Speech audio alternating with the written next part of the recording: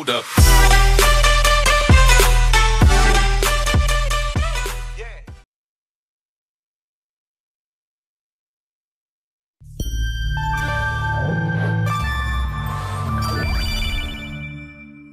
Hi, my name is Colin Graham, and I'm the animation director on Watch Dogs 2. Today we want to give you a look at our free roaming demo and give you a more detailed look at the open world and the Bay Area. This video is recorded from an alpha build of Watch Dogs 2 running on PS4. In Watch Dogs 2, we've expanded our hacking tools to give the players more options. By tapping and releasing the L1 shoulder button, we can do a contextual quick hack on this person. If we want more hacking options, we simply hold the L1 button while focusing on our target. Now we can see that there's 4 contextual hacks available on this car. Using the L1 button in 2 different ways allows the players to have fast access to the most common hacks, but it also opens up additional contextual hacks. This gives the player more hacking options than before. We've also added a NetHack view to the hacking toolkit, which allows you to toggle a digital filter to see the world like a hacker. We can easily pick out hacking opportunities and also pick out strange digital signals and data anomalies that are of interest to us. The orange signal indicates that there's a person whose digital profile has interesting properties for us to investigate. So let's take a closer look. When we're exploring the world, NetHack is a very useful tool to help us identify people or items of interest. It's a really good idea when you explore the open world to use your NetHack and look around, because you never know what you'll find. We can hack into his phone and read his text messages to get a clue about what's happening. As a hacker, it's really easy for Marcus to get someone's personal information. This guy's text messages indicate that he's experiencing strange behavior happening on his phone. He seems to think that it happens every time he comes to this exact area. Let's see what our DedSec teammates think about these strange signals. That felt like a rock star pose. Found something weird. Sweet. Get a picture. No, I mean, my MC catcher detector is going off. We really need to find a better name for that. Why? That's the technical name.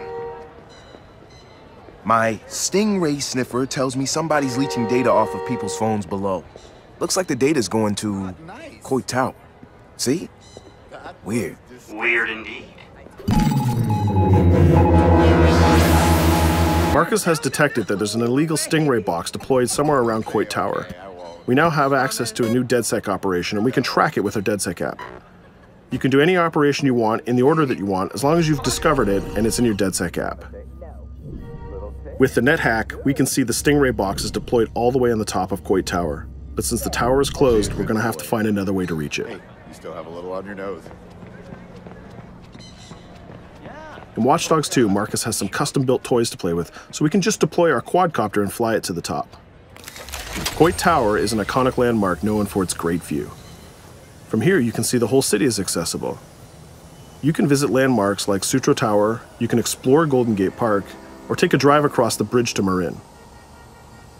You can sail the bay on a sailboat, or you can visit Alcatraz, or maybe take a selfie with the sea lions on Pier 39. You can also travel across the Bay Bridge to Oakland, or take the freeway south to Silicon Valley. You can also take your time and explore San Francisco's diverse neighborhoods like Chinatown, Castro, or even the Tenderloin. With the drone, we can easily hack into the Stingray box and track its source. This one is operated by Greystrom, who are illegally installing these boxes all across the city. The open world is full of opportunities like this DedSec operation. All you have to do is explore the environment using NetHack and the Profiler to find them all.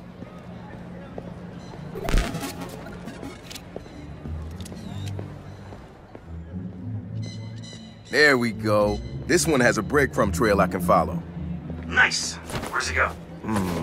Looks like Greystrom set up a warehouse out by the piers. You wanna bet I can find some shady shit in there? Definitely some shady shit in there. We can open our smartphone and select the DedSec app to track this operation. We use the DedSec app to manage all of our activities in Watch Dogs. We can see the objectives on our map, and it's not very far, so we can drive there pretty quickly. The Noodle Map app can be used to locate different landmarks and areas of interest.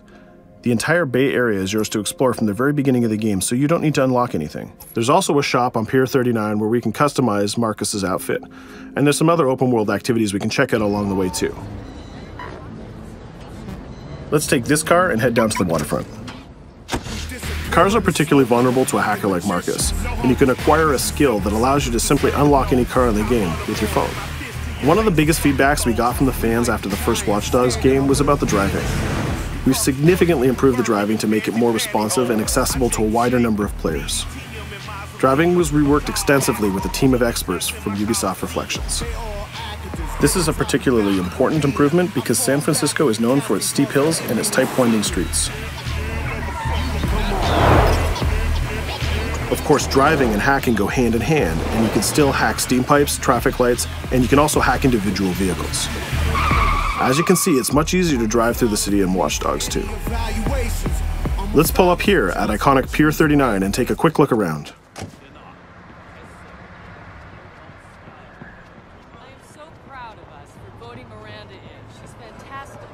Up ahead is a clothing store, so let's go give Marcus a new look. Each clothing store has the style of the people who live in that area, so as you travel around the world, you can start to build a wardrobe that's as diverse as San Francisco itself.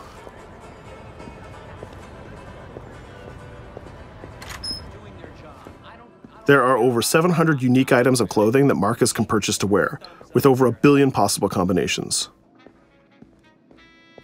We can go into the fitting room menu and browse a selection of items found in the store. Let's start by switching up Marcus's jacket. Each item of clothing in the shop is handcrafted to fit Marcus's overall look.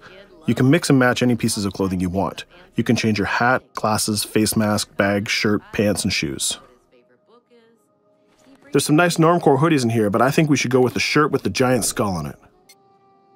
Let's take a look at what we got for shoes. Since people who come to Pier 39 are often tourists, we have styles of shoes that they would buy. We can go with these comfortable gator shoes or maybe some open-toe sandals. Or if you really want to make a statement, you can buy the awkward socks and sandals combo.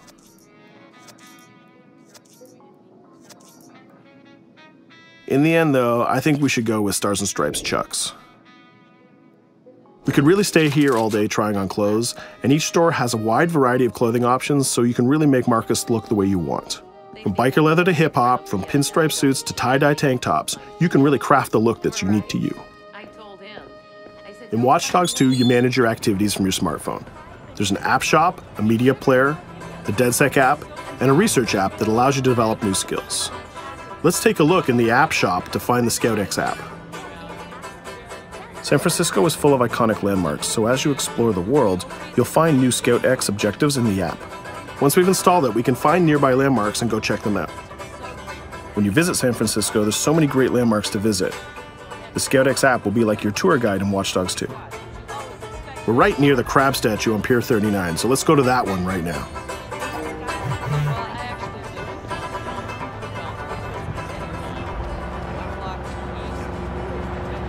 These tourists have the right idea. We'll just pop open our phone and select our camera and take a picture of this giant crab. Let's make it a selfie and use the California Vibe filter.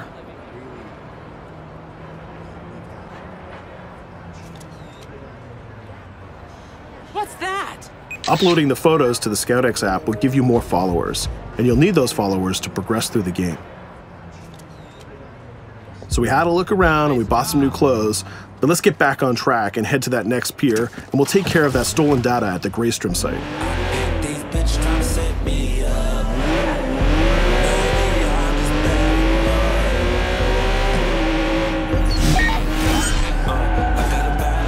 We can see the objective marker in our minimap, and it's also displayed in orange at the end of the pier. Let's park our car past the scissor lift and go scout the place on foot. Operations in Watch Dogs 2 are almost always a free approach, so you can go after the objective from any direction. Let's start by getting into cover and scanning our enemies and see if we can spot the objective. From there we can make a plan of attack. We can launch our drone and scout the area. We can use our net hack view to see that there are guards patrolling the rooftop, and the objective is in a small office. There are also some civilian workers that might notice us, so we need to avoid them too. In the net hack view, we can see that the door is electronically locked, but it can be bypassed by a junction box on the lower level. The connection is shown in a red line. Unfortunately, that box is protected by an armed guard and an attack dog.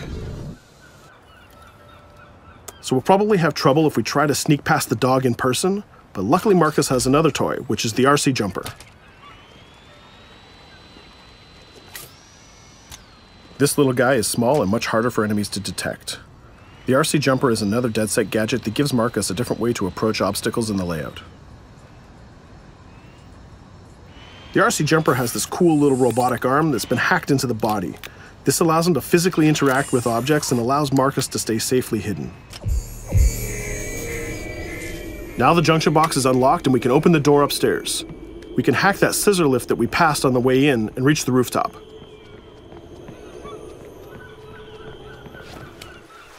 By hacking into the OS of the scissor lift, Marcus can take remote control of it. Not only can you raise it up and down, but you can actually drive it around anywhere you want in the world. This level of control gives players total freedom when dreaming up an approach to a mission. Our first challenge is to get past the guard in front of us. So let's hack into the security camera and see how he might be vulnerable.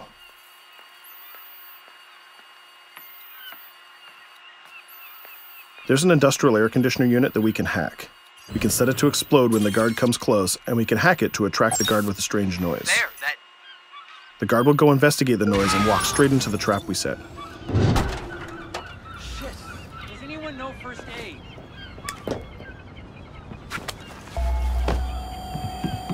And just like that, we've taken out the guard, created a distraction, and slipped into the compound.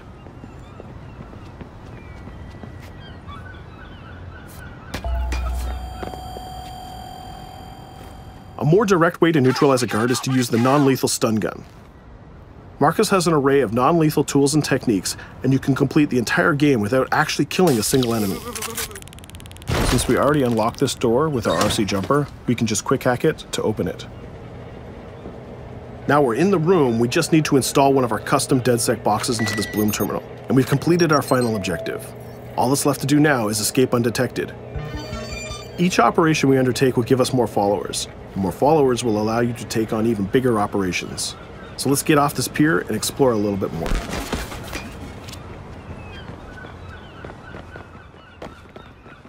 Tell me you fucked up their hardware?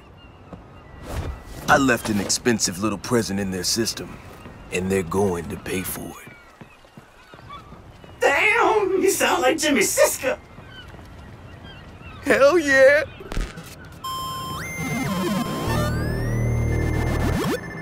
Up ahead, we'll notice there's another player hanging about. He's easy to spot because of the purple icon and the gamer tag over his head. In Watch Dogs, your game session can be seamlessly merged, and you will often encounter other players exploring the world just like you. This guy looks really friendly. We have an opportunity to join up and form a co-op party, so let's send him an invite.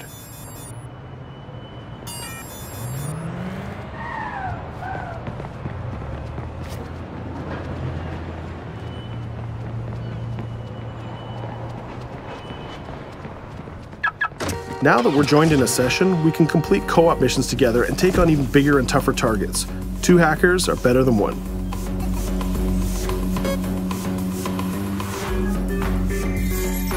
We're going to head across the bay to Prescott, which is in North Oakland, to infiltrate a gang lair. We can get there by driving across the Bay Bridge together.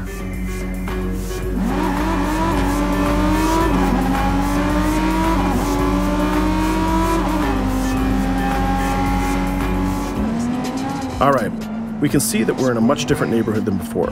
This is Prescott, a subdistrict of North Oakland, and the location of our next co-op operation. With our partner, we can go together and activate this mission.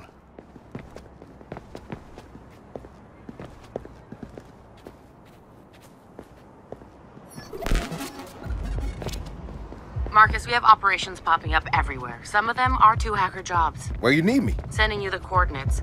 And Marcus, it works both ways. When you need help, fire off a call and we'll send someone your way for the assist. This area is a free approach, so we can tackle it any style we want. Since we're now 2 hackers working together, we'll cover our partner from the sky and help him out with some well-timed hacks. We can distract this guard by hacking his phone, and our friend will take him down very stealthily.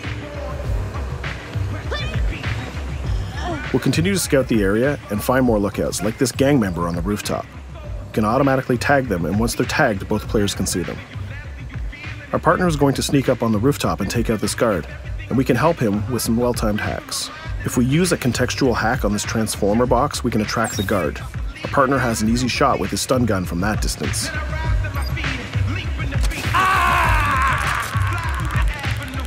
Using the NetHack view again, we can see that there's a lockbox connected by red connection lines to a room on the other side of the compound.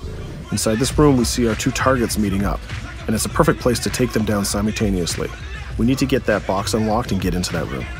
As we continue to scout this area, we can see this compound has a lot more guards than the last one, and they look very heavily armed. We'll need to take care of these guards if we get detected. There's also a car parked in the garage, so we might need that to escape later. Let's go back to our friend and get him to disable that junction box so we can unlock the door to our target.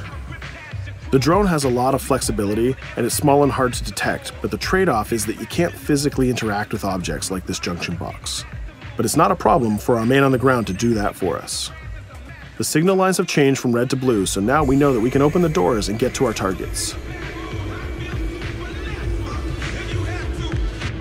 Scouting phase is done, so let's get up on that rooftop with our partner and get close enough to neutralize these enemies. We can hack these junction boxes and set a proximity trigger on them.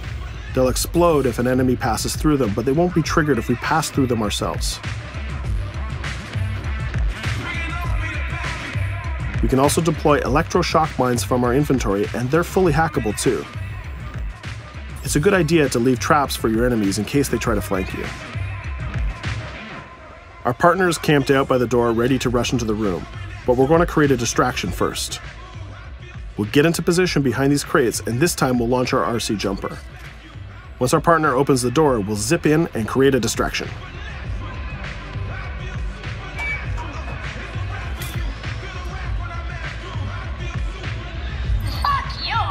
Our jumper has another feature too. It can launch foul-mouthed taunts and make people angry. Now's our chance. The gang leaders are distracted, so let's rush the room. This guy was pretty tough, but getting a thunderbolt to the face will ruin his day. Now we have a cell phone and all the evidence that we need. We just need to plan a way out of here. We can switch back to our quadcopter, which is hovering where we left it, and take a look at what's going on from the sky. We can see one of the guards is rushing up the stairs to help his boss, but our partner has that door covered with his DedSec rifle. There's another guard on the ground level who's alerted to our gunfire, so let's use a contextual hack on him. We've changed his profile to make a rival gang think that he's a police informant. The rival gang will come to this compound and take care of him for us. Things are heating up, so we're going to have to improvise a little bit. We can hack the car in the garage and reverse it away from the enemies so we can use it for our getaway. The rival gang just arrived and they've engaged in a gang war with the remaining guards. These guys aren't messing about, they're armed with grenades and body armor. We'll take some higher ground and use our DedSec 3D printed assault rifle to take them on. They're here somewhere. Find them. Hey, we lost us. Akko, we better leave it. There's still one guard left, so we can hack his headset, which leaves him vulnerable to a takedown.